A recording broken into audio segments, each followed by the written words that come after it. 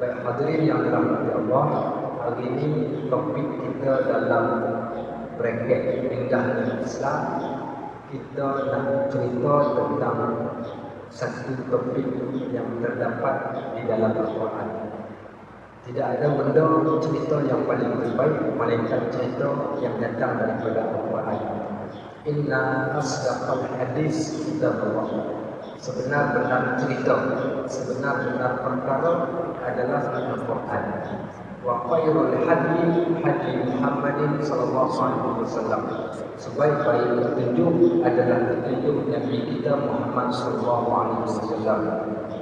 Dan dua benda ini nak tunjukkan bagi kita siapa-siapa yang kalau nak cari cerita yang terbaik, nak cari pedoman yang terbaik, nak cari benda yang bersifat dengan sifat kamil dan syamil, melengkapi dan sempurna, maka kita akan jumpa melainkan apa yang terdapat di dalam Al-Quran.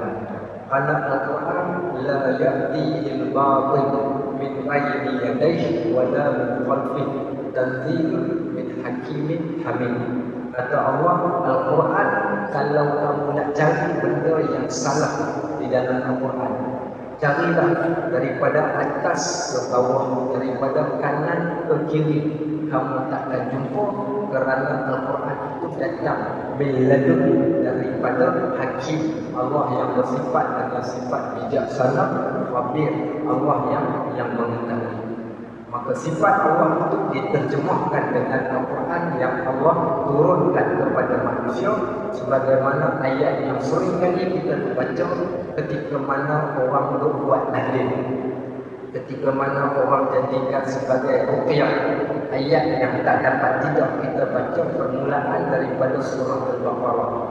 Alif Lam Mim zalikal kitab la raiba fihi hudan lil muttaqin. Alif Lam Mim ini dia kitab Al-Quran. Zalika ini dalam bahasa Arab kita panggil isim isyarah. Zalika ini menunjukkan pada satu benda, menunjukkan kepada sesuatu. Zalika, zalika ini untuk kamu. Kalimah zalika asalnya za ini, nak mengambil perhatian orang supaya tengok. Allah janjikan Al-Quran, Allah kata ini dia Al-Quran, ditunjukkan pada manusia, diturunkan pada manusia.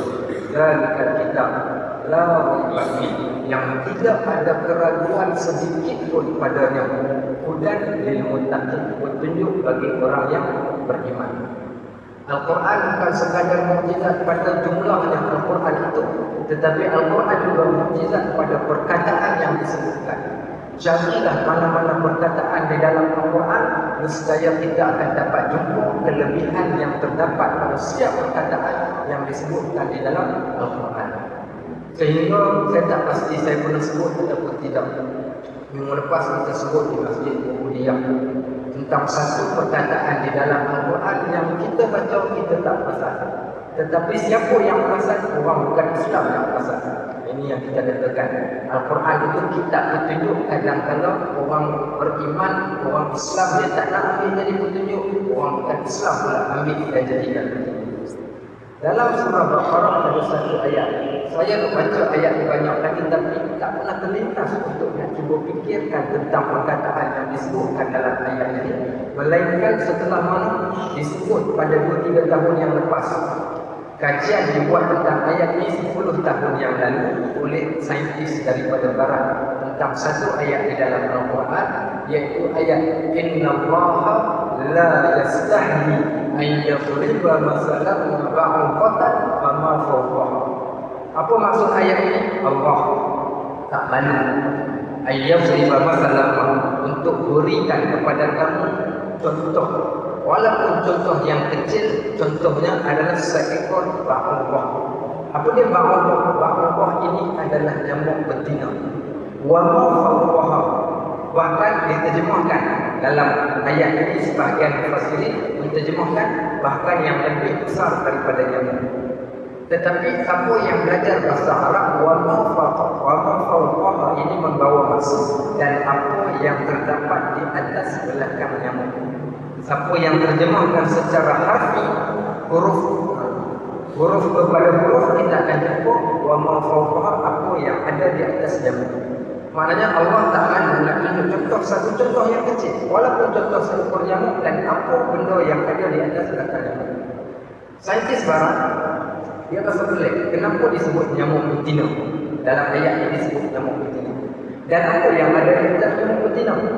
Akhir sekali diambil mikroskop, mereka buat teropong ke atas nyamuk betina itu, dan juga nyamuk jantan. Dia ambil dua jenis, nyamuk betina, nyamuk jantan. Akhir sekali keputusan yang cukup menakjubkan bila mana dilihat rupa-rupanya di atas nyamuk betina itu ada satu makhluk yang lain yang bertengger ke atas belakang. Makhluk apa? Itulah virus yang dibawa oleh nyamuk betina. Maka kajian mendapati penyakit berjangkit yang datang daripada nyamuk adalah datang daripada nyamuk betina, bukan daripada nyamuk jantan. Ada satu makhluk yang kecil yang duduk di atas belakang nyamuk betina. Sebab itu Allah sebutkan di dalam Al-Quran, kami boleh berikan contoh yang kecil sebagaimana nyamuk betina. Dan ada lagi yang lebih kecil yang terdapat di belakang nyamuk betina, iaitu virus yang terdapat pada seekor nyamuk betina yang membawa wabak kepada manusia.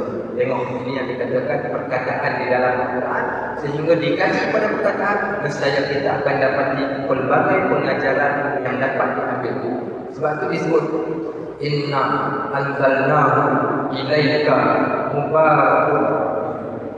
Kata Allah SWT, inna anzalnahu ilaika wahai Muhammad, kami turunkan kepada engkau Al-Quran yang mubarak, kitab yang berkah. Dia baru ayat tujuan untuk kamu korek, kamu cari, untuk kamu faham ayat-ayatnya, petanda-petandanya, dalil-dalilnya. Waliyatadzakkaru, dan untuk mendatangkan peringatan kepada manusia ulul albab, orang yang hatinya dia buka hati dia untuk nak dapatkan kebenaran yang terdapat di dalam Al-Quran. Tapi tuan-tuan, bukan topiknya. Hari ini kita nak cerita pasal benda tu. Kita nak cerita tentang satu benda yang lain. Saya takut nanti saya jadi pejam. Okey, baik. Topik kita pada hari ini topik berkaitan tentang satu perkataan asal daripada Rahim, kemudian bertukar jadi Rahman, kemudian bertukar menjadi Rahman. Asal perkataan yang satu disebut di dalam hadis Nabi SAW tentang topik dan perkataan yang kita nak sebutkan ini. Mana perkataan ini terdapat di dalam Al-Quran. Kata Nabi SAW, walillahi mi'atu rahmah. Bagi Allah itu ada 100 rahmat. Satu rahmat dicampurkan ke dunia. Wa fihi yatarahmun. Dengan satu rahmat ini manusia berkasih sayang. Mak buruk sayang anak buruk, mak muda sayang anak muda, mak manusia sayang pada anak manusia, ibu, ayah, adik, abang, kakak, sahabat, anak, saudara mara, mereka berkasih sayang disebabkan dengan satu rahmat yang Allah Subhanahu Wa Taala telah campurkan ke atas manusia, di atas muka bumi Allah ini. 99 rahmat lagi Allah pegang. Di mana yang kita nak dapat 99 rahmat ini? Kita dapat ketika mana berada di akhirat, sebagaimana tafsir pada Ar-Rahman Ar-Rahim di dalam surah Al-Fatihah. Dalam surah Al-Fatihah ada perkataan Ar-Rahman, ada perkataan Ar-Rahim, dan dua perkataan ini membawa maksud yang hampir sama dan diguna pakai pada tempat yang sama, yaitu yang Maha Pemurah, yang Maha Pengasih adil. Tetapi pada maksud yang asal dari benda yang sama, Rahim. Rahim itu penyayang. Maka Rahman yang Allah Subhanahu Wa Taala pada seluruh makhluk, baik yang miskin, yang kaya, yang Islam, yang bukan Islam, apa sahaja nikmat yang mereka dapat itu dinamakan Rahman. Adapun Rahim yang Allah Subhanahu Wa Taala diberikan hanya kepada orang-orang yang beriman, yang kedua pada sifat bagi orang-orang yang mengikuti perkara-perkara yang baik sebagaimana yang disebutkan dalam Al-Quran yang kita akan bacakan nanti. Itu maksud Rahman sebagaimana hadis, innallaha yu'ti dunya liman yuhibbu wa man la yuhibbu.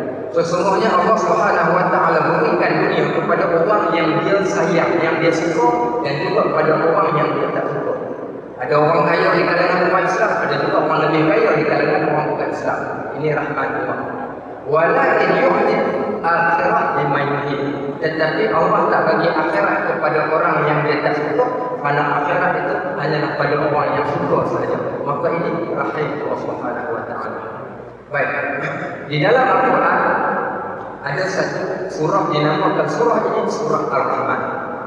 Surah Ar-Rahman ini digambarkan oleh para mufassirin dengan mengatakan, kalau ditanya apakah surah yang paling cantik, semua surah cantik, tetapi surah yang paling tercantik adalah surah, yaitu surah Ar-Rahman. Kenapa surah ini digambarkan sebagai surah yang cantik? Kerana pada surah ini ada satu perkataan dan dinamakan surah itu dengan istilah Ar-Rahman, sehingga disebut surah ini menjadi satu surah yang paling cantik di dalam Al-Quran. Kalau cerita yang terbaik di dalam Al-Quran adalah cerita Yusuf alaihissalam, sebagaimana digambarkan. Ini hanyalah pandangan ulama. Al-Quran kesemuanya adalah cantik, tapi pandangan untuk menentukan tentang yang paling cantik dan yang paling surah ayat yang paling terbaik, perkataan yang paling terbaik yang terdapat dalam Al-Quran adalah perkataan Ar-Rahman. Baik. Kemudian yang kedua, sifat-sifat orang yang mengambil sifat Ar-Rahman, yang sifat ini adalah sifat bagi Allah Subhanahu wa taala, dijadikan pedoman hidup, santapan kehidupan rohani mereka, dan dijadikan akhlak mereka sebagaimana disebut, inna wa ma arsalnaka illa rahmatan lil alamin. Sehingga Allah Subhanahu wa taala gambarkan perutusan Nabi kita Muhammad sallallahu alaihi wasallam kepada dunia, kepada alam ini rahmatan.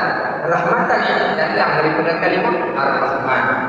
Disebut Nabi kita Muhammad sallallahu alaihi wasallam dijadikan Nabi sebagai rahmatan. Rahmatan itu datang daripada kalimah Ar-Rahman, menyebut tentang kebaikan. Dan sesiapa yang mengambil akhlak Nabi sallallahu alaihi wasallam, maka mereka ini Ar-Rahman, yang mengambil akhlak Ar-Rahman. Dan orang-orang yang mengambil akhlak Ar-Rahman ini dinamakan mereka itu sebagaimana alim, ulama. Alim adalah orang yang alim, maka orang ramai yang alim. Plural bagi alim adalah ulama. Rahim adalah orang yang penyayang, orang yang pengasih, orang yang pelembut. Maka pluralnya adalah rohama. Disebut perkataan rohama ini di dalam surah Al-Fatih. Allah Subhanahu wa taala ceritakan di dalam surah Al-Fatih tentang sifat siapakah mereka-mereka yang rohama ini dan apakah tanda-tanda bagi mereka. Allah Subhanahu wa taala sebut di penghujung surah Al-Fatih, apa kata Allah Subhanahu wa taala?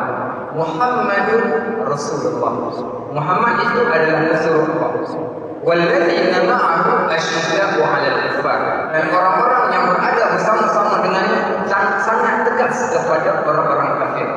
Ruhama bainahum, tetapi mereka bersifat lembut, mereka bersifat pengasih, mereka bersifat penyayang kepada siapa? Kepada sesama mereka, sebagaimana hadis Nabi sallallahu alaihi wasallam, irham man fil ard yarhamkum man fis sama. Kasihan belas, kasih sayang, kasih hilang, kasihan sesiapa yang ada di bumi, termasuk makhluk-makhluk yang Allah ciptakan, yarhamkum man fis sama, maka niscaya yang di langit akan mengasihani kamu. Baik, maka mereka ini dinamakan rahmah, rahmah bainahum. Mereka ini orang yang lembut orangnya, orang yang berakhlak dengan akhlak rahim, orang yang penyayang, orang yang berakhlak dengan akhlak yang baik. Digelar mereka ini rohama sebagaimana para sahabat. Baik, macam mana cara nak kenal? Kata Allah tadi, tarahum ruk'an sujadan, dan kamu akan dapati mereka yang rohama ini orang yang rukuk dan orang yang sujud. Sudah pasti sesiapa yang mempunyai sifat rahim adalah orang yang sentiasa rukuk dan sentiasa sujud. Dan tidak ada sifat rahim ini melainkan dia mesti datang dengan dua sifat ini, sifat rukuk dan juga sifat sujud.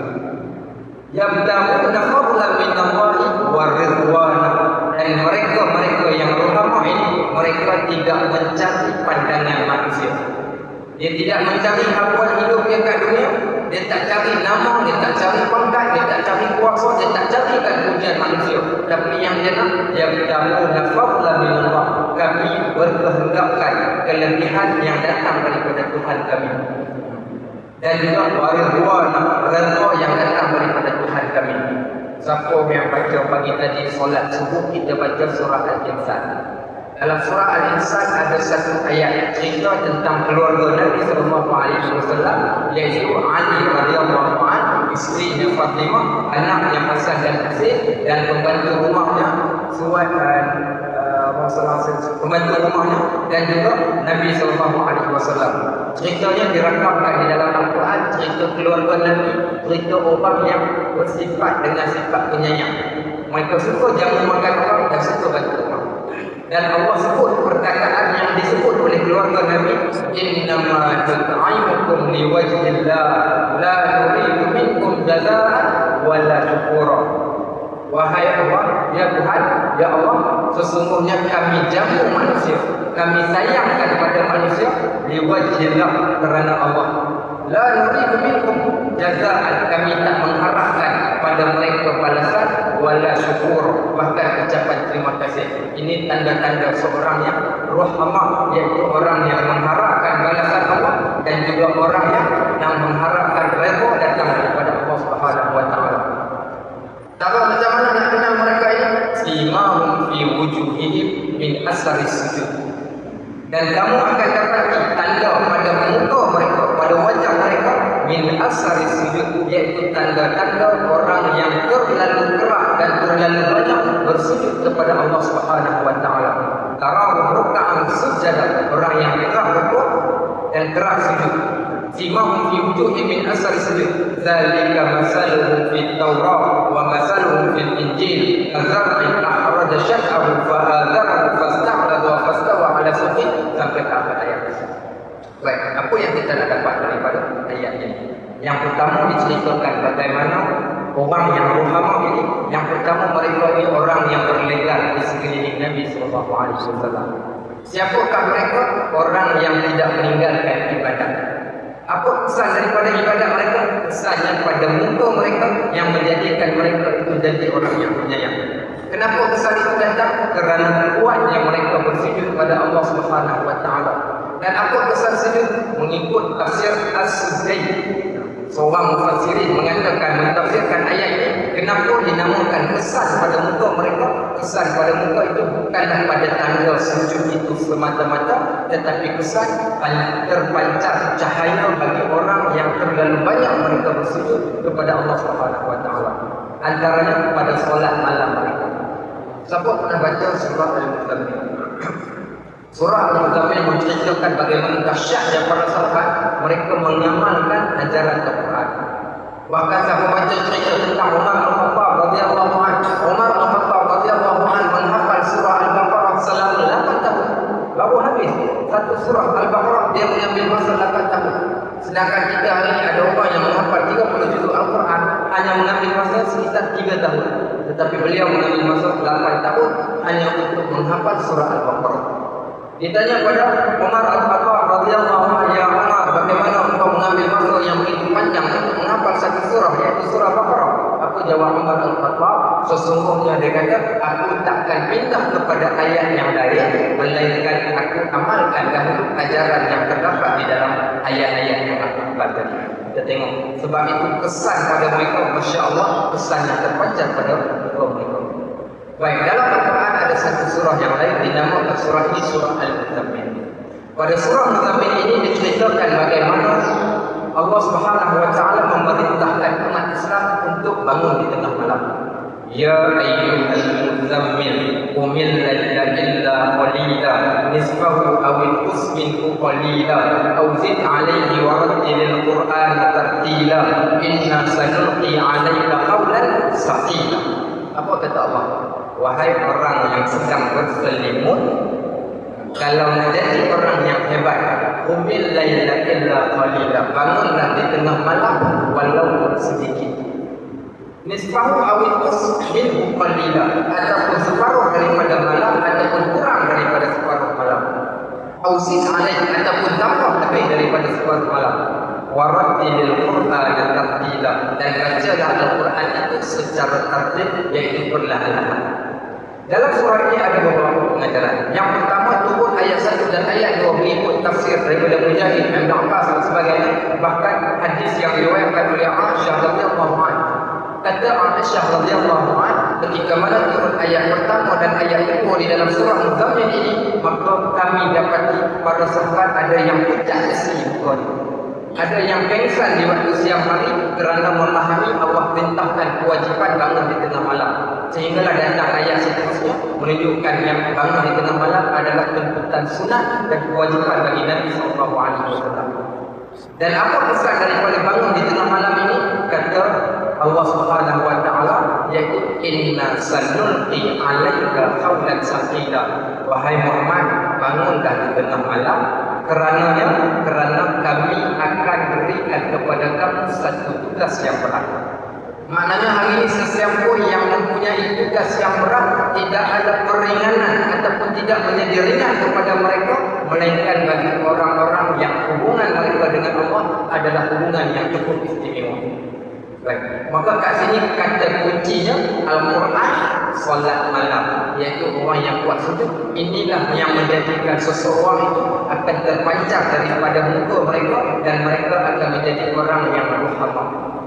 Punca hari ini yang manusia-manusia tidak boleh mereka menjadi ruhamah, mereka menjadi ulaha ataupun orang-orang yang bengis, unafa, orang yang bengis, orang yang ganas, silap sikit tumbuk, silap sikit mati, yang menggelarkan manusia dengan kejebonan, apa lagi, kecelakaan, kehawawan, apa lagi perkataan, kelahabawan, kelahanatan, macam-macam jenis ucapan laknat, ucapan celaka, maki hama pada manusia adalah orang yang tidak mempunyai sifat rohamah di dalam diri mereka. Ini orang yang tidak mempunyai sifat rohamah. Kenapa mereka tidak mempunyai sifat rohamah? Punca kerana tidaklah mereka itu banyak bersujud kepada Allah Subhanahu wa taala. Tidaklah juga mereka itu mengambil satu benda yang menjadi pelembut bagi diri mereka, iaitu Al-Quran. Sebab itu siapa yang rasa hatinya keras, Al-Quran pelembut. Siapa yang rasa hidup kacau merbau, celaka, tak tahu petunjuk, maka solat di tengah malam adalah salah satu perungkai bagi setiap masalah yang berlaku kepada manusia. Innal muttaqina fi jannatin wa 'uyun. Allah kata sesungguhnya bagi orang yang muttaqin itu kami berikan syurga yang mengalir sungai di bawahnya. Apa puncanya? Kanu qalilan minal laili ma yahja'un. Mereka itu sedikit pada waktu malam mereka tidur, tetapi mereka bangun di tengah malam. Wa bil ashari hum yastaghfirun. Dan di waktu sahur mereka itu mengucapkan istighfar kepada Allah Subhanahu wa taala. Ini sifat-sifat orang yang ruhamah, orang yang ada perasaan kasih dan sayang. Ada satu jemputan saya terima panel forum. Dalam forum itu ditanya satu soalan, Ustaz, bagaimana kita nak menghubungkan kembali kacau merbau yang terdapat dalam masyarakat kita? Bergaduh sana sini, umat Islam berpecah. Apakah pengikat yang ada pada mereka untuk jadikan mereka bersatu semula? Saya kata yang menjadi masalah pada manusia hari ini, masalah pertama adalah hati mereka. Masalah kedua pada ibadat mereka. Kerana Nabi SAW menyebut dalam satu hadis berkaitan tentang hati manusia yang dicerai-ceraikan. Puncanya satu sebab. Apa puncanya? Ketika mana kedudukan mereka dalam solat. Nabi perintahkan para sahabat untuk mereka itu berada di dalam solat dalam keadaan yang betul. Melainkan Allah, Nabi kata Allah akan mencerai-ceraikan hati kamu. Apa? Tuntutan asal daripada mana datang perasaan kasih dan sayang. Antaranya lagi pula dalam solat berjemaah. Orang yang melazimi solat jemaah, sebagaimana dalam hadis Nabi SAW, siapa yang belajar kitab fiqh, kita akan jumpa hadis Nabi, hadis yang sahih. Nabi SAW mengatakan, mana-mana tempat, ayyi badwin au qaryatin, mana-mana tempat kampung halaman, tempat yang terpencil, fihi salasati nafarin, ada di dalam kampung tersebut 3 kumpulan ataupun 3 buah rumah ataupun 3 orang, lam takum fiha jama'atan, dan mereka tidak mendirikan solat berjemaah, illa stahwadat alaihim syayatin, melainkan syaitan akan mencerai-beraikan hati mereka.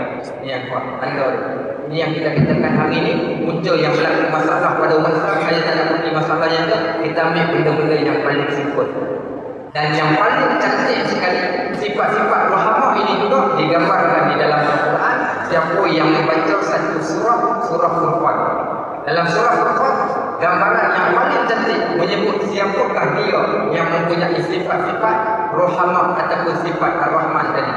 Dan Allah gambarkan mereka-mereka ini yang bersifat dengan sifat ar-Rahman ini sebagai ibadur Rahman. Siapa yang rajin boleh cek dalam surah Al-Furqan, bermula daripada ayat yang ke-63 sampai ayat yang terakhir di dalam surah Al-Furqan, maka itulah sifat orang-orang yang rahmah, sifat ibadur Rahman, iaitu hamba Allah yang pengasih lagi penyayang. Allah mulakan dengan wa ibadur rahmanil ladzina yamshuna 'alal ardi hauna. Hamba Allah yang rahmah tadi, orang yang berjalan di atas muka bumi dengan rahmah, dengan tenang. 2 hari lepas jadi viral kat dalam Facebook, seorang penunggang motosikal besar. Apa dia buat? Berhenti dekat Petronas, parking kat tengah jalan. Seorang pekerja Petronas minta tolong ubahkan gestur. Dia marah sebab tegur dia. Dia ludahnya ubah, orang yang tegur. Orang ni orang yang tak ada rahim, tidak ada rahmah, tidak ada sifat kasih sayang dalam dunia. Ini antara penyakit. Penyakit yang kedua berlaku lepas semalam, seorang perempuan mengeji, mengutuk, menghina draft undang-undang dulu yang telah pun diterima pakai di dalam Dewan Undangan Negeri Kelantan dengan menghina undang-undang. Ini pun sama, orang yang dalam dirinya tak ada perasaan rahim, rahmat. Kerana dia hidupkan muka bumi Allah dalam keadaan bongkak dan takabur. Kita tengok bagaimana Nabi kita Muhammad SAW bukan pada akhlaknya, bahkan pada perjalanannya ketika berjalan penuh dengan sifat takabur. Antaranya wa idza masya takafuan fa ka'annama yamshi fi sadri. Nabi SAW bila mana dia berjalan, maka dia akan berjalan dengan seakan-akan dia menuruni daripada tempat yang curam, matanya akan menundukkan ke bawah, yang menunjukkan bagaimana tawaduknya Nabi SAW. Apa itu tawaduk? Tawaduk itu menganggap diri kita serba kekurangan dan mengambil kelebihan yang ada pada orang. Apa lawan tawaduk? Takabur, iaitu menganggap diri kita lebih daripada orang yang ada di hadapan kita semua tak pandai dan mengalami kekurangan. Ini yang dinamakan sebagai takabur. La yaqula jannah man kana fi qalbihi mithqala habatin khardalin min al-kibr. Tidak akan masuk surga mana-mana orang yang dalam hatinya ada sebesar zarah sedikit pun, iaitu penyakit takabur. Jangan takabur. Apa profesi kita, apa kedudukan kita pada hari ini, jangan memandang rendah pada orang, kerana permulaan takabur itu adalah memandang rendah kepada manusia. Tengok orang yang tua, hormat orang yang tua, umur dia panjang, amalan dia banyak berat. Tengok orang yang muda, budak yang muda lagi, dosanya tak banyak, aku dah tua, dosa aku sudah banyak. Tengok orang yang mempunyai kelebihan, Allah berikan kelebihan pada dia, sudah pasti kelebihannya mendatangkan manfaat bagi diri dia dan pada umat Islam. Pada kita, ya Allah, aku tak ada apa-apa, aku pohon pada kau, ya Allah. Ini tanda orang-orang yang bertawadu. Lepas tu jalan hauna, iaitu dalam keadaan, iaitu dengan keadaan yang tenang, tidaklah mereka takabur. Wa idza khatabahumul jahiluna qalu salama. Dan orang yang bersifat tenang ini, dia akan berhadapan dengan berbagai lapisan masyarakat. Antaranya bila mana dia bertemu dengan orang-orang yang jahil, maka qalu salama, mereka mengucapkan sejahtera ke atas kamu. Assalamualaikum. Bergaduh tak sedap. Ni Wahabi, yang ni Ahbas. Ni Wahabi, ni Ahbas. Ni bid'ah, yang ni siapa kata bid'ah, kami kata okey. Yang ni tak boleh begitu. Last kali sampai bergaduh. Bergaduh sebab ibadat. Bergaduh sebab fahaman. Bergaduh sebab politik. Bergaduh yang sampai ke satu tahap, bergaduh yang cukup dahsyat. Sampai ke satu tahap dah mengeluarkan, menghina, mengeluarkan perkataan, menggunakan perkataan-perkataan yang terteruk. Saya pernah sebut dalam satu khutbah Jumaat, saya kata sebagaimana kita tak suka orang panggil dekat kita Al-Juburi, jangan panggil dekat orang Al-Tantuyah. Sebagaimana kita tak suka orang panggil kepada kita dengan berbagai, jangan panggil dekat orang apa namanya puaka dan sebagainya. Sebagaimana kita tak suka orang kutuk kita, begitu juga orang tak nak suka untuk kita kutuk orang. Sebab itu siapa yang baca adab dan etika di dalam surah Al-Hujurat, maka dia akan berjalan dalam keadaan yang sejahtera keadaan kepada Allah. Apa kata Allah Subhanahu wa taala? La yasqar qaumun min qaumin asa an yakuna khairan. Orang yang beriman, jangan mencela, jangan menghina orang-orang yang kamu rasakan mereka hina di kalangan lelaki-lelaki kamu. Barangkali orang yang kamu hina lebih mulia daripada kamu. Kita tak tahu akhirat kita bagaimana. Mungkin dia hina sekarang, tapi dia mulia pada akhir umur dia.